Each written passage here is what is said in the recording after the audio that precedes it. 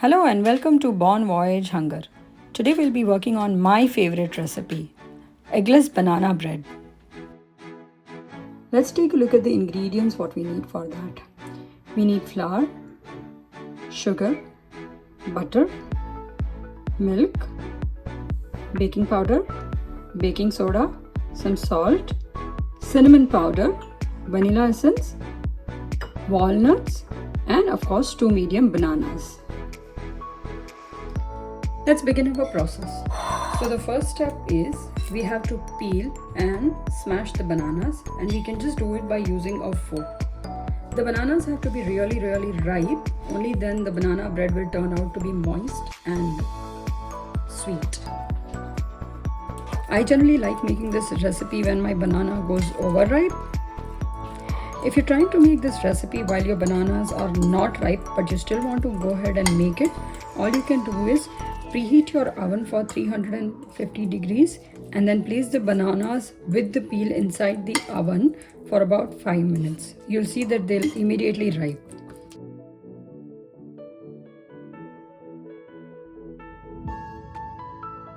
The next important step in the process is we have to sieve all the dry ingredients to create an aeration in the flour, which will help creating good air pockets, and the banana bread will raise properly.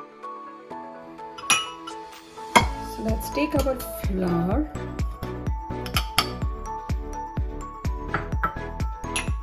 baking powder, baking soda, salt, cinnamon powder.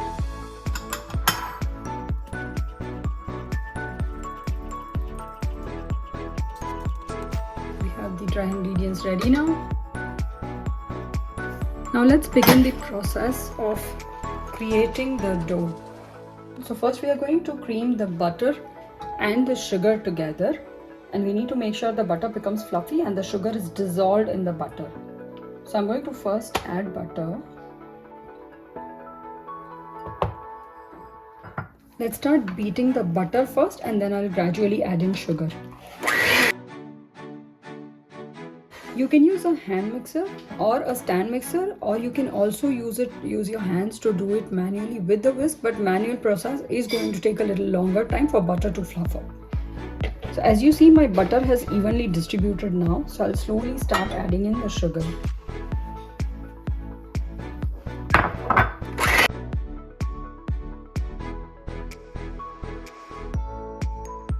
I'm using the hand mixer on a low speed, and I'm going to scrape the bowl in between to make sure that all my sugar or all my butter are coming to the center for mixing properly.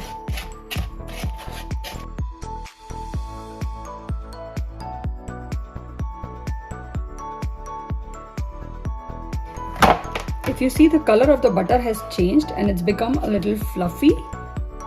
We're going to continue mixing because I want my sugar to dissolve.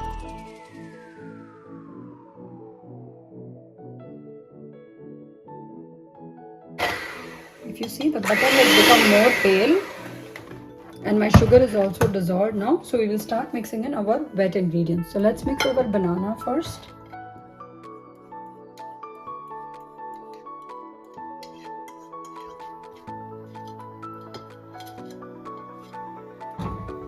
Let's add the vanilla essence, and we're going to gently mix for a few seconds.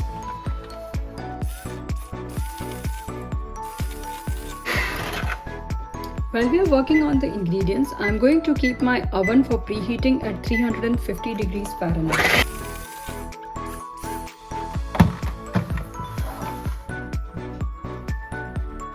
Now we will start folding in our dry ingredients slowly, a little at a time, and we're going to keep mixing it using a cut and fold method.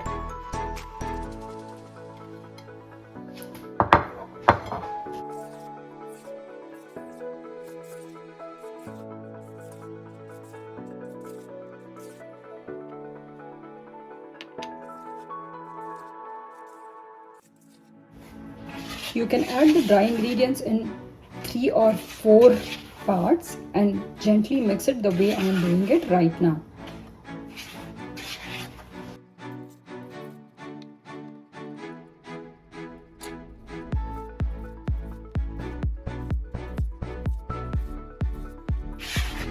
If you see, our ingredients have incorporated now, but the dough is very thick. So to adjust this consistency of the dough, I'm going to need about 4 tablespoons of milk, 4 to 5 tablespoons. The quantity of the milk basically depends on how much moisture your flour is absorbing. So every flour is different. Like even if you talk about the all-purpose flour, every brand is different. All the brands can absorb different amount of water. That is first thing.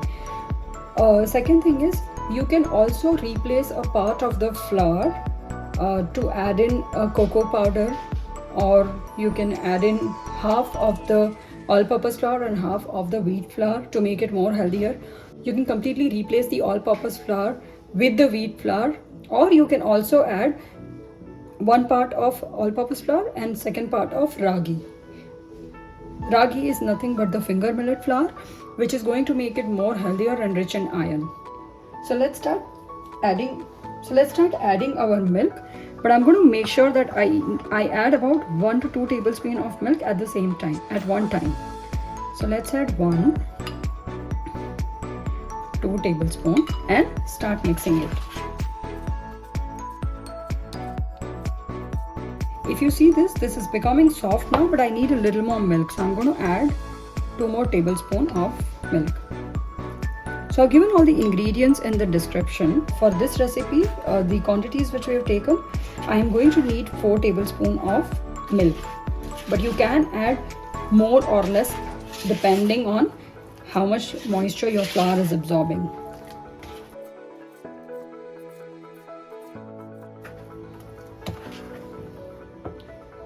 So this is a good texture, but I think if I add 1 more tablespoon of milk, it is not going to harm my bread. So let's go in for a 5th tablespoon.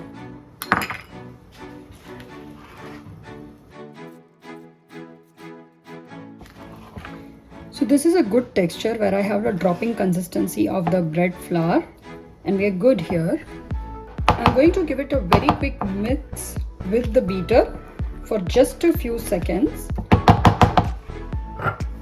And then we are going to add in our walnuts. Let's add in our walnuts. You can completely skip adding walnut if you don't want to have, but me and my family likes it, so I'm going to add a little square pieces of walnuts, about about this size. You can reduce or increase the quantity of the walnut based on the flavors which your family like. You can also replace the walnuts by chocolate chips or the butterscotch chips.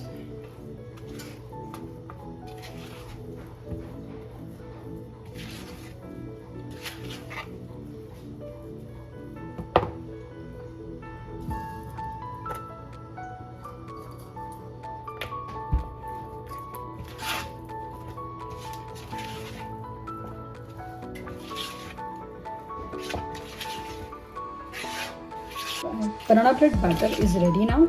I'm going to add this batter to the baking pan. I have already lined the baking pan with the all-purpose flour. So basically you smear some butter inside the pan and then you put the dry all-purpose flour inside this and tap it around all the corners to make sure that it is completely coated with all-purpose flour. This is only to ensure that our banana bread does not stick to the pan.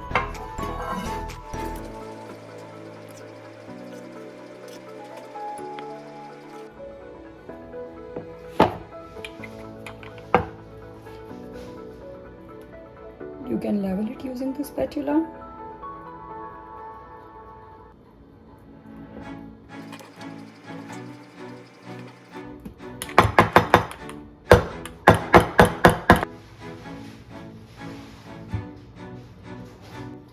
Garnish it with walnuts or chocolate chips, or you can even garnish it with a slice of banana if you want to.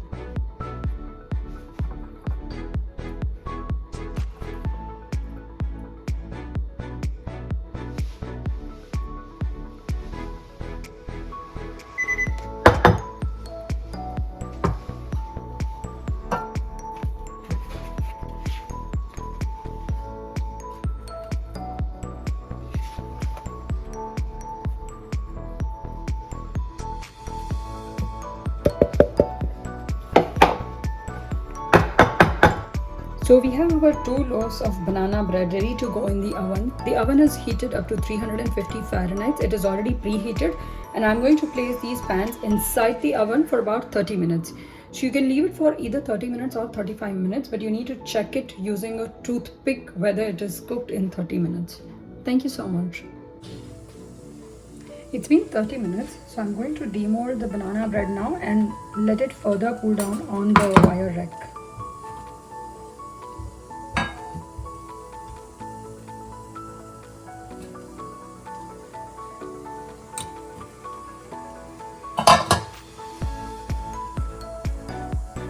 You see the beautiful brown color on this banana bread? This is what we are actually looking for. We will let it further cool down before we slice it. If we start slicing it now, it is going to break into crumble, which we don't want. So our banana bread has been resting for quite some time now, and now the loaf is completely cooled down. Let's slice the pieces and see how they come out. I like using the serrated knife for cutting all my breads so that they don't crumble.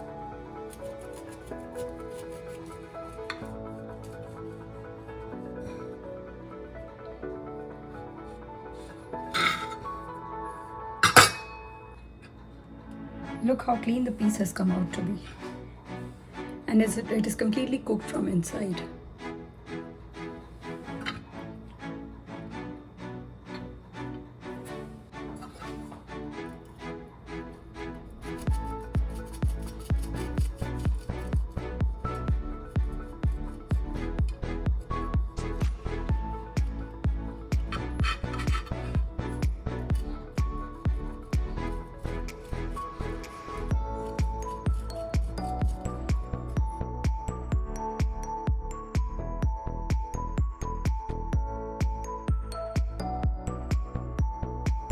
Thank you for joining me on this journey today.